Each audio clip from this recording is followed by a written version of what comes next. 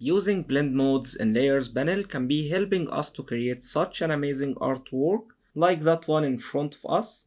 And actually blend modes are not only exclusive to Photoshop, they almost exist in each and every design application, including even video editing applications, as they are essential to blend layers and design elements. So before we start exploring how to create such an artwork like that one, let's go ahead and start with something very simple like that image in here. So here we have that nice mountain image, and let's say you would like to add some Photoshop magic to that one, adding maybe some paper effect to that image. So here we have paper texture in that layer, and now let's say you would like to blend that texture into our mountain view image. We can go to those blending modes in here. Now we have normal blending mode, which is showing our image in a normal way. However, if we start hovering over these modes in here, we will see a blending effect happening to our image. So darken is not giving us that much. Multiply, and now we are seeing that mountain view like a printed paper image, as multiply will be showing dark details within our paper texture image, like these folds in the paper. In here you can see them, and most of that group will be giving the same effect as well. So color burn will be more intense a bit, and same as well for linear burn. So you can choose how strong you would like to have that effect. However, if we move to that group in here, lighten, this will be exposing lighter details of your image. So screen will be giving us very wide details like that. Color dodge and linear dodge, lighter color is not working in that case. However, let's scroll down and we have overlay, which will be revealing all tonal values in that case. It will be showing both dark and bright details. And since we are using a white texture for that paper, we are getting a very bright effect in that image. However, soft light can be a little bit less intense. Hard light will be stronger effect. Then we have vivid light, linear light, pen light, and we have hard mix, which is completely destroying our image. Then we have difference group, which will be almost inverting our image's color in that case. And we have exclusion, looking like image taken on Mars. Then we have subtract, which is turning into black, divide, which is somehow nice as well. Then we have color group in our blend modes, like hue, saturation, which will be removing color saturation in that case, turning our image into a black and white one. Then we have color doing the same effect in that case, and this one will be bleaching our image. Who knows, maybe in some design cases you might be going after a similar effect like that one. However, let's go back to maybe color burn or multiply, and let's move to that layer, showing our layer, and let's see how we can be creating a similar design to that one in here using only blend modes. So back to our design. Here I have some ink splatter in that layer, and that's a vector smart object, as I got that one from Adobe Illustrator. This one actually a brush in there, and you can be copying or borrowing elements from there by copying them or using Command or Control C, then pasting them in Photoshop, and they will be vector smart objects. And also, if you would like to get textures like that one or even that paper texture, you can be googling them. There are like tons of them online. You can find many of them, and most of them are free to use. And also, guys, you will be finding that file in your resources. If you would like to use that texture or that paper texture or even that ink, whatever, you will find that one in your resources, and it's called blend modes. If you'd like to practice that one along with me, that will be a great idea as well. So let's go back to our file, and let's go ahead and start adding more grunges to our image. So I'm gonna be selecting that layer, vector smart object. Then I'm gonna be looking for a nice blending mode for that one. And instead of selecting them from here, and instead of hovering over these blend modes, I'm gonna be selecting my layer, and I'm gonna be using that amazing shortcut Shift Plus to quickly go through them and see what I like.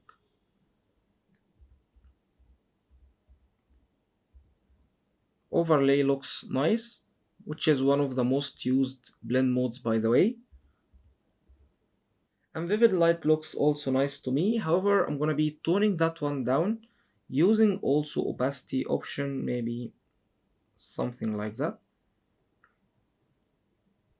Then we have also another ink splatters in here. I'm gonna be enabling that layer or showing that one and applying the same blend mode, vivid light. Now they are a bit intense, so I'm gonna be reducing opacity as well for those ones. And now I think you are getting the idea of how you can be creating such an artwork. Let's go back to our design file where you can see those ink splatters, that one in here and those splatters as well. And that girl in here, I drew that one in Adobe Illustrator, then I copied that one and pasted that one in Photoshop.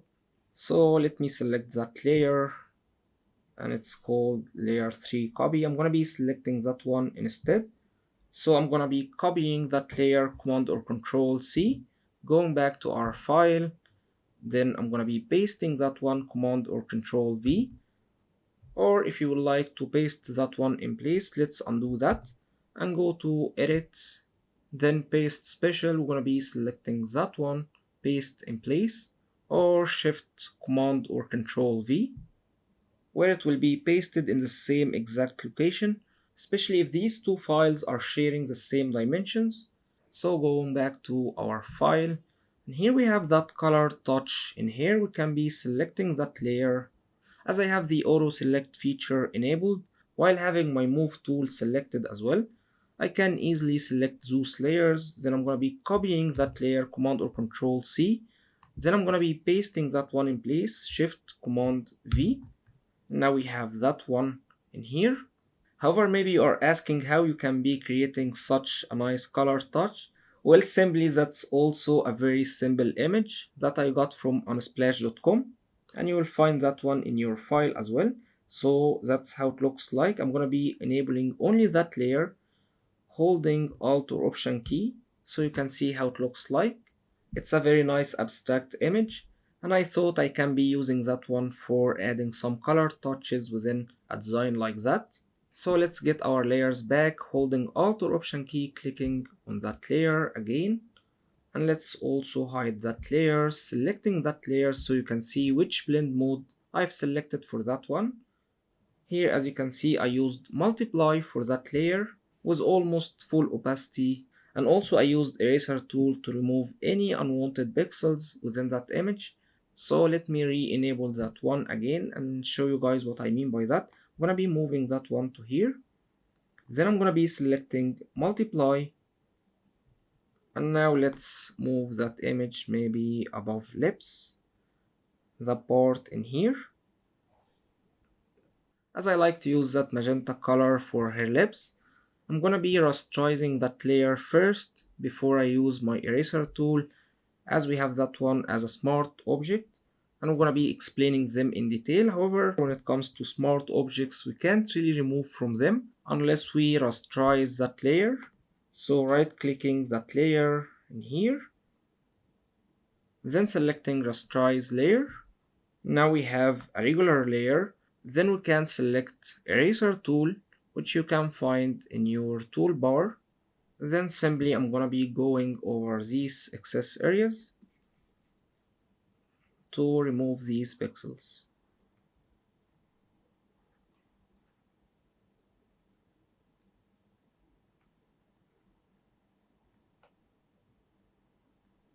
We can also reduce opacity for that layer a bit, maybe to 60% or so. And let's go back to our original file, that one.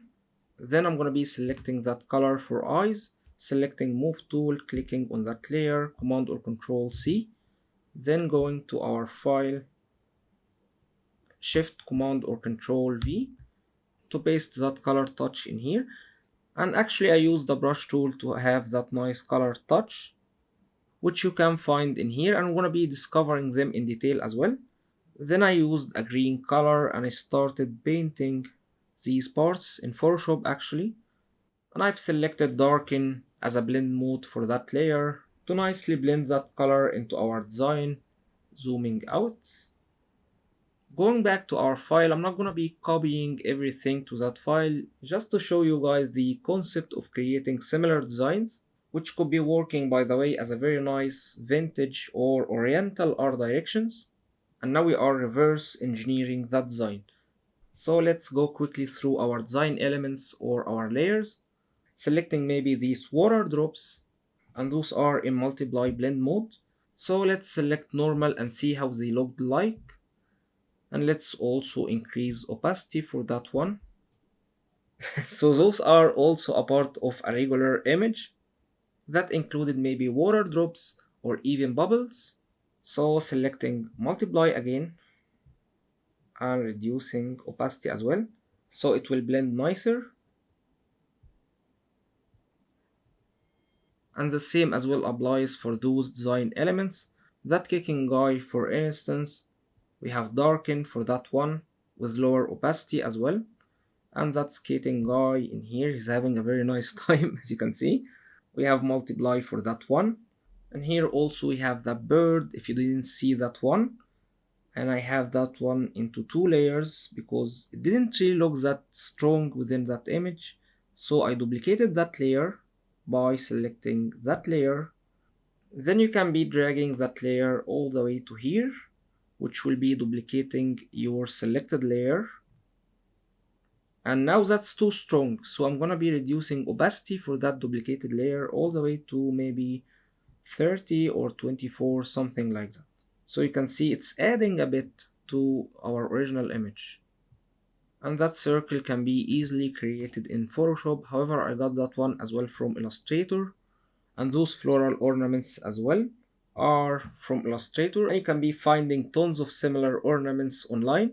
You can be searching for floral ornaments or vector florals and stuff like that. And you will find tons of them free to download. Also, what's really amazing about using blending modes in our design is that we can easily change our backgrounds, trying maybe a completely different art direction. So let me scroll down in here. Here we have that background layer and we have that paper texture layer as well. So let me enable that one or show that layer. And now you see changing our background layer is completely changing our design. However, still our design elements or our layers are blending very well with that newly added texture. So hope that was inspiring for you guys. Now your task, you will be finding that file in your resources. Go ahead and unleash your creativity, use blend modes, and don't forget to share your amazing artwork with us.